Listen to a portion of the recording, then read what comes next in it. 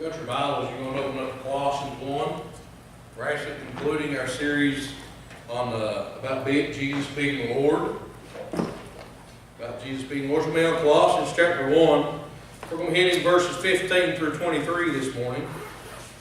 15 through 23. And the first part of the series, we've learned about how Paul has been addressing the church of Colossae because of how they've been acting and how they've been praising God and giving Him the glory that only He deserves. And this morning we're going to conclude on that and learn why. And understand why that the church belongs to Christ, why it's Christ's church and no one else's. How many here have a boss? Now, I know Tony's got one sitting beside him down there. Mine's downstairs with the kids. I know Paul's sitting beside him right there. And, not many of us like to have a boss. Not many of us like to have a boss, but the question I want to answer is this. Is Jesus really in charge of your life? Is He the boss of your life? Is He the boss of your life? The thing is, Christ deserves to be in charge of your life because God has put Him over all creation. Everything. He's over it all. He's over all of it. He made Him the head of the church because He is the one who's reconciled us. Because He reconciled all. This morning we're concluding this series in Colossians on Paul's letter.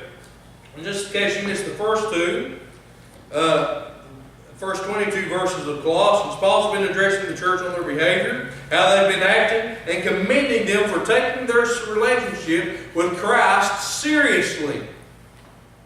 Taking it seriously.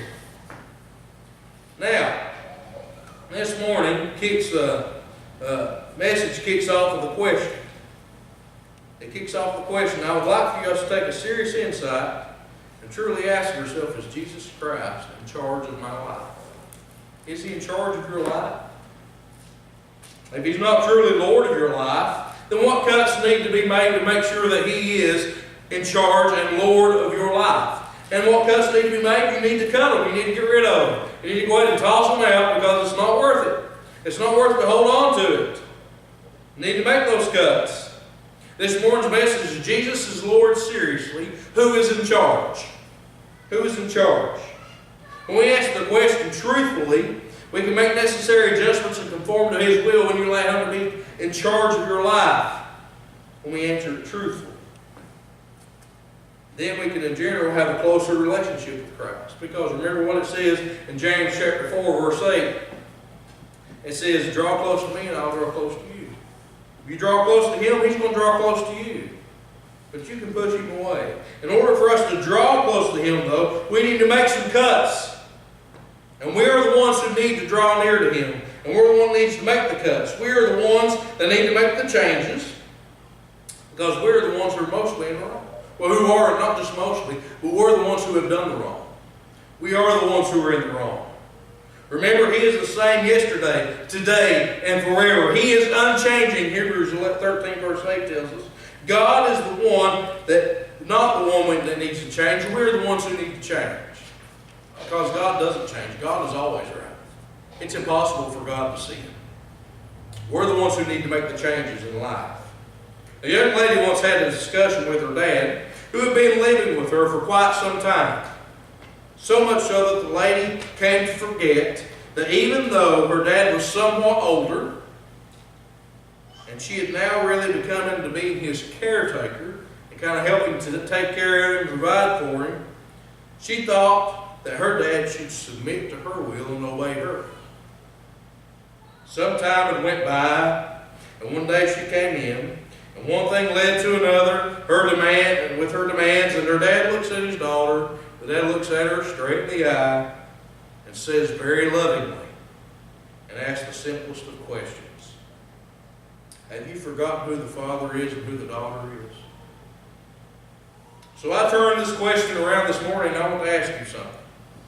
I want to ask you something. Have you forgotten who the Father is? The Father versus who we are. We are His created beings. He created us, not the other way around. We have no power over Him. He has the power over us. Have you forgotten who is calling the shots? Have we forgotten who that is and that who we have been called to serve? Think about it for a moment. It all boils down to these very simple two terms. There's two terms here. Prominence and preeminence. They're two totally different. They have different meanings. Both of them do. Prominence is the state of being important or famous. The fact or condition of standing out from something by physically projecting or being particularly noticeable. Then there is preeminence, which is the fact of surpassing all others' superiority. That's the two. Now the reason I point this out is many Christians today have just really given Christ their prominent parts of life. The prominent parts of their life. They haven't allowed Him to be the preeminent being in His life or in your life. They have not surrendered to His preeminence, which is superiority over all. They have never truly recognized Him as truly being Lord in every aspect of their life and come to submitting to His authority. Which takes us back to one of the very first statements I made at the beginning part of this series. If Jesus Christ is not Lord of all, then He's not Lord at all. If He's not Lord of all, He cannot be Lord at all. He is Lord and reigns supremely over all. He is unmatched, all-powerful, unrivaled. He is preeminent. He is King of kings and Lord of lords. There is none like Him. He reigns supremely. None can rival Him. You know what? That's my Lord.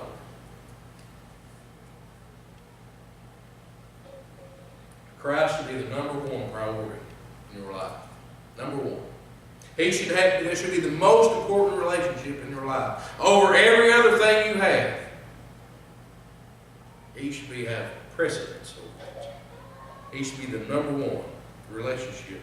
He should be the most important relationship you have. More important with the one with your spouse. More important with the woman with your mother, your father, your sisters, your brothers, your children. He should come number one. He should be first in all. And then everything else will fall into place. He is the most important. He is the most important person in your life if you're a Christian. Nobody should take precedence over Him. He should take precedence over everything else. Many Christians, though, just want to allow Him to have to be the prominent parts of their lives, not submit to His preeminence. Colossians 1:15 through 23, which is the background scripture for the message this morning, says this: He is the image of the invisible God, firstborn over all creation. For by Him all things were created, that are in heaven and that are on earth, visible, invisible, whether thrones, dominions, principalities, powers. All things were created through Him and for Him. He is before all things. In Him all things consist. He is the head of the body, the church, who is the beginning, the firstborn from the dead, that are in all things. He may have the preeminence. For it pleased the Father that in Him all the fullness should dwell, and by Him reconcile all things to Himself. By Him, whether things on earth or things in heaven, having made peace through the blood of His cross. And you who were once alienated and enemies in your mind by wicked works, yet now He has reconciled in the body of His flesh through death to present you holy and blameless above reproach in His sight. If indeed you continue in the faith, grounded and steadfast, and are not moved away from the hope of the gospel which you heard, which was preached to every creature under heaven, of which I, Paul, became a minister. That's a lot to take in. That's a lot to take in. But He is the image. Now we're all familiar with images. We can look at an image and associate with it, because we can identify where that image comes from, or what it is representing. Or what it's representing. Symbols go back to the early part of today's man, as archaeologists and anthropologists have discovered in drawings and symbols in rocks and caves for centuries. Today, in general, business owners or businesses spend millions of dollars on logos. On logos. to have something that people can associate with their business. They can see the picture. They don't have to read the writing. They can see the picture and know what it is and what it represents. They want it to represent their company or some product and hope that it will instantly associate with the symbol. And how it works, we can take, for example, logos, have some images here, and you tell me, now I've got some pictures here, and I want you to tell me what the pictures are. I want you to tell me who they represent and what the company name is. Nike. You hunters should know this one. Remington. What's that? Batman. What's that? Superman. That one. McDonald's. McDonald's. What's that? Jaguar. What's that? Apple. That one. Starbucks. Starbucks. The point is, we have been trained to point out every time we see these images to associate the product with the thing they represent. This is how we associate with it, with the images and what they represent. They say more than just a split-second moment, more than words can ever say themselves, because of the picture, and we can associate with that. We can associate with it so they can say more than just that split moment that's in that picture than what the words at the bottom represent, because we can associate with it. Paul has a tough task at hand here of all his letters, because he is trying to do the exact opposite. He is expressing just how great and how prominent and preeminent the Lord truly is.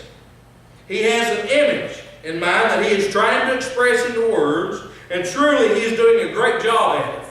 He's done a wonderful job so far. I don't think we could have done a job the way Paul has done it so far.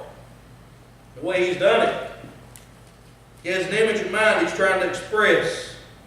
He's done a wonderful job.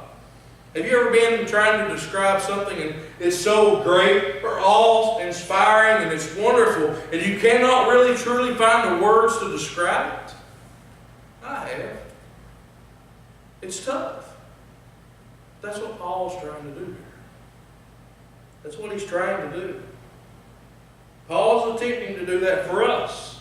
He is trying to lay out just how great the Lord truly is. And that's something you really can't put into words. So number one, Christ deserves to be in charge because he is Lord over all creation.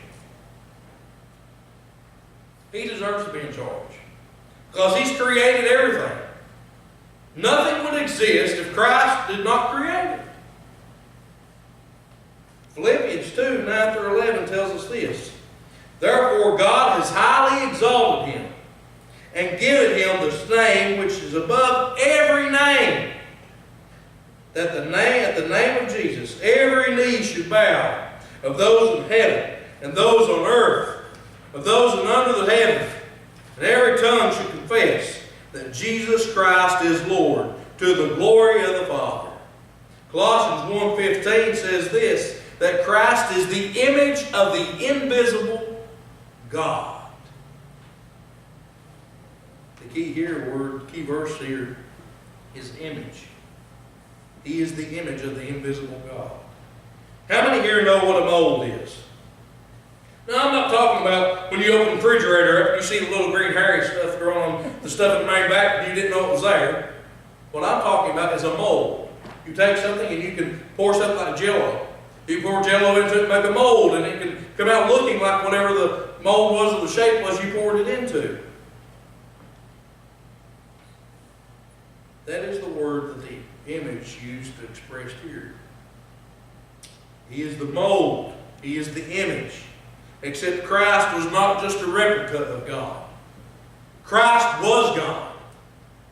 He's not just a replica. He is God incarnate. God in the flesh. He is God. And at the hand of all creation, of all things, Jesus Christ is God. That statement is so simple that you might wonder why I even bring it up. I bring it up because all too often we neglect to see the significance of it. We neglect to see just how significant it is. The fact is, however, that not all people believe that Jesus Christ is God, or that he is deity, and he is the Son of God, or that he is God. Not even all those who claim to be Christians believe that Jesus Christ is part of the triune, or the Trinity. God the Father, God the Son, God the Holy Spirit. One day a minister was at home, and he heard someone ring the doorbell while he was in the shower. Having the window in his shower room where he could look outside the window, he looked outside while he was in the shower, not really knowing what to do. He opened the window up, and people walked over to the window while he was in the shower. So you can picture it, he's just standing there at the head of the shower, just kind of looking out the window. And it was Jehovah's Witnesses. They talked for a few moments. As the shower continued to run, they realized that they probably wasn't going to allow them to come through the door. So they handed him a couple of papers, and then he was able to finish his shower. The one thing I did not note is, the minister lived in a parsonage behind the church. Lived in a parsonage behind the church that he ministered at. Now here's what I got to say about this. You can say what you want to about Jehovah's Witnesses. You can say what you want to about them. One thing you have to admire about them is this: their persistence and willingness to go out and share the news. One thing that they do not recognize, though, they do not see Christ or recognize Christ as being God in the flesh. They don't do it. They do not believe He is God in the flesh, or that He is God incarnate. We are quick to throw stones, but shame on us for not being just as willing and persistent as they are. Shame on us. Christ Himself tells us this. He tells us this: if you have seen me, you have seen the Father, in John 14:9. So to say that He is not God, then would be call Christ a liar and say He's not God. That changes all the importance of His ministry, and that lessens the gift that God gave to the world. If Jesus is not God, that lessens the sacrifice of the cross. John's Gospel says this in John 1:1, the Word became flesh. In the beginning was the Word, and the Word was with God, and the Word was God. In Matthew 1:23, when the angel appeared to Mary and told her the child would be called Emmanuel, which when translated means God with us. He is Lord of creation. And as Paul puts it, in Him all things hold together. He holds it all together. He's like the binding force that holds everything where it needs to be. He binds it together, holds it together. He is the building block, or the solid foundation upon which we build our faith. He is the foundation, the solid rock, on which we are able to stand when the waves of life come crashing against us. He deserves to be in charge. He deserves it. He's earned that right. Number 2, Christ deserves to be in charge because He is head of the church. He is head of the church. Christ is over the church. The church belongs to Him. He is head of the church.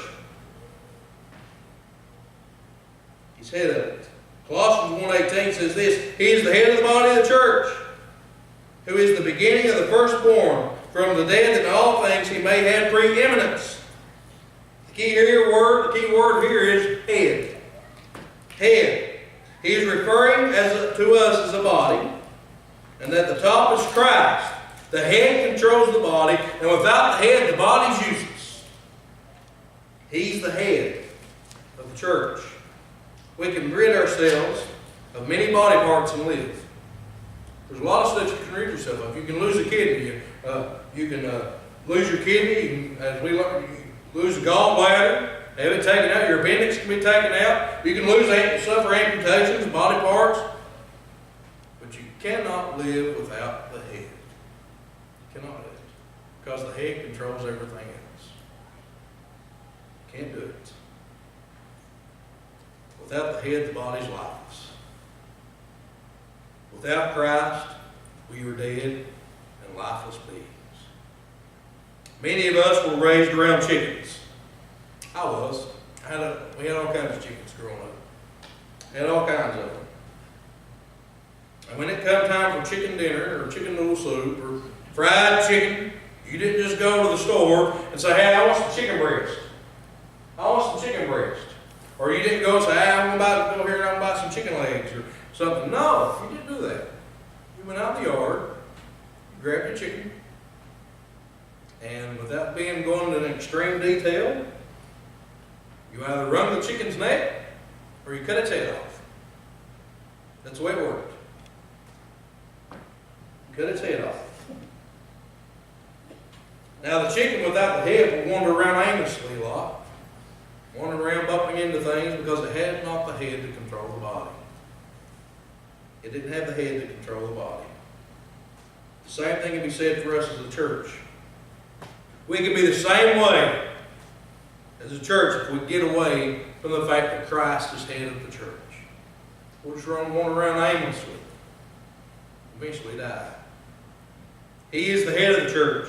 Churches that lose their awareness of the head are like that go out of control. A lot of churches are like that. They may go around and make a lot of commotion, but if Jesus Christ isn't in charge, then they aren't really accomplishing anything other than that of a great show. That's all it is. Which leads us to a serious question. Does Jesus simply hold a prominent part of our life or the preeminent part of our life? We give Christ a prominent place when we give Him the decision and ask Him to lead, and we surrender to Him, or when we ask His blessing, but we really don't follow His lead. Sadly, most of us don't. We don't follow His lead. We decide to take matters in our own hands like Sarah and Abraham did. When God told them, from you many nations will be blessed, will come from your seed. He got tired of waiting, so he took matters into his own hands. Seemed to forget the promise of God. Christ doesn't desire prominence. He don't desire prominence. Christ demands preeminence. He deserves to be in charge of His church. It is His. He bought and He paid for it with His own blood. He died for the church. The church is His and He deserves to be in charge of it. And not the other way around. We don't boss Christ around. He deserves to be in charge and be at the head of it. Number 3. Christ deserves to be in charge because He reconciled us to God and bridged the gap. He deserves to be in charge because He reconciled us to God and bridged the gap. Colossians 1:19-23, for it pleased the Father that in Him all the fullness should dwell, and by Him reconcile all things to Himself, whether things on earth, things in heaven, having made peace through the blood of His cross. And you who were once alienated enemies in your mind by wicked works, yet now He is reconciled in the body of His flesh through death to present you holy, blameless, and above reproach in His sight. If indeed you continue in the faith, grounded and steadfast, and are not moved away from the hope of the gospel which you heard, which was preached to every creature under heaven, which I, Paul, became a minister. The key in this verse is reconcile, which means to resolve, or means to establish a relationship between, or to settle. We understand that sin created a barrier between man and God. And that cross, through the cross, Jesus broke through that barrier. He took it away and kept us from, took it away because that's what kept us from God. Our sin made it impossible to have a close and intimate relationship with God. But Christ bridged the gap. He bridged the gap. He allowed us to have an intimate relationship with God. And here's the next thing. He has taken us who are unholy and presented us to God and made us holy. So how is that possible? The answer isn't that complicated. It's quite very simple. It's very simple. Because He had already paid the price for our sin. That's how He did it. paid the price for it. He is presenting us without blemish. And let's face this. Let's face this one point. Life has left some marks on us, has it not? And I'm not talking about just the scars that can be seen. I'm talking about the invisible weights that you carry around too that nobody else can see. Life has left some marks on us all. Life has left some marks on us, the tribulations we face. We have deep hurts that are still trying to heal. But as Christians, we'll be presented to God as completely whole, without blemish or spot, because of what Christ has accomplished for us.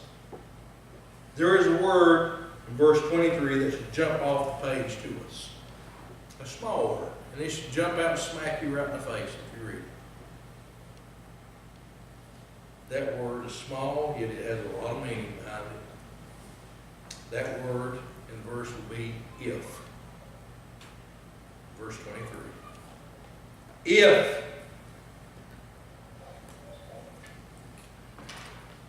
Now I realize that there are a lot of disagreements whether or not a person can lose their salvation. Whether or not a person can actually lose their salvation once they give their life to Christ. And there are a lot of different stories that you'll get from different ministers, from different churches all around. Can you lose your salvation? There are a lot of disagreements about it, whether or not you can. Once one has come to be a Christian. Although I do not believe, personally, that you can lose your salvation, but you can willingly give it up. You can willingly throw it away in the garbage, so you know what, I don't need it. I do not believe you can lose it, but I believe you can willingly throw it away, or turn away from it. When we accept Christ as our Lord, we make an agreement with God that only we can break. We are the only ones who can break it. Christ said, nobody's going to pluck you from my hand, but you can willingly walk away from his hand. I believe that's why the word if is used in verse 23. Now we could spend an entire sermon discussion on that, but I don't want to do that. What I do want to do, however, is this. Bring it to the point that we can all agree. Because I don't really think it should be a matter of contention for the church. And I think it all comes down to the two words I pointed out at the beginning of the message this morning. Prominence or preeminence. Why is it? Or why should that not be a matter of contention? Why is it that this should be a matter of contention? Is it God's desire for all people to be saved and have a relationship with him through his Son, Jesus Christ? Absolutely. Absolutely. The Scriptures tell us repeatedly and tells us to remain steadfast and firm, to run the race with endurance, as Paul would write later on. Be strong, be faithful, even to the point of death. Revelation 2:10. And I will give you a crown of life. The point is, the idea of losing your salvation is only an issue for those who really do not want Christ to be in charge of their life. They are unwilling to let go of their pride and embrace him as being Lord. And it's the issue they ask and how little they can do and get by. What's the least I can do is still get by and still hold my status? What's the least, very least, I'll do it, but I don't want to overexert myself. I don't want to have to go out of my way. I want it to be convenient. There was a dad who asked his son one time while he was doing his homework. The dad was looking over his son's shoulder, watching him do his homework, and he said, "Why didn't you do this one?" Pointing out things he did not do. The boy simply said, "Because it's extra credit." He said, "So why didn't you do it?" He said, "Because it's extra credit." You don't understand, it's extra credit. You don't have to do it, the son replied. "But why don't you do it anyway?" the dad replied. The son simply replied, "Because it's extra. I don't have to." If we as Christians we may think that we're weak. We as Christians may think, how weak or uninvolved can I be and still get by with my commitment to God and still get to heaven. The thing is, when Christ is Lord of your life, you don't have to worry about that. You don't have to worry about the if. Because when He is truly Lord of your life, you're going to follow Him completely in every aspect, in every situation you're in. So this morning, as we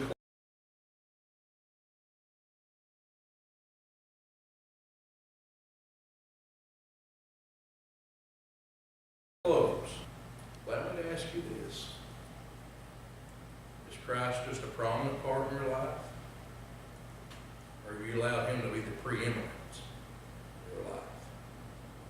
If you're not a Christian, I'd love to help you with that.